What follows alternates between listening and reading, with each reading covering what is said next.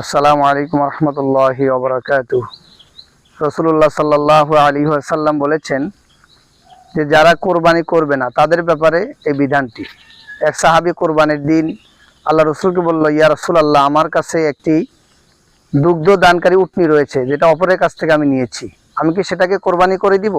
রাসূলুল্লাহ সাল্লাল্লাহু আলাইহি ওয়াসাল্লাম বললেন, না, তুমি কোরবানির দিন তোমার নখ চুল শরীরে অবাঞ্ছিত পশমগুলো কেটে ফেলবে, তাহলে আল্লাহ পাক তোমাকে পরিপূর্ণ একটি কোরবানি করার সওয়াব দান করবে। আব্দুল্লাহ ইবনে ওমর রাদিয়াল্লাহু তাআলা আনহু এক মহিলার কাছ থেকে অতিক্রম করতেছিলেন। তো জিলহজের দশকের মধ্যে মহিলা তার সন্তানের চুলকে কেটে দিচ্ছিল। তো আব্দুল্লাহ ইবনে ওমর রাদিয়াল্লাহু তাআলা আনহু বললেন যে তুমি এখন যদি না কেটে যদি কোরবানির দিন যদি তুমি কাটে তাহলে কতই না ভালো হতো।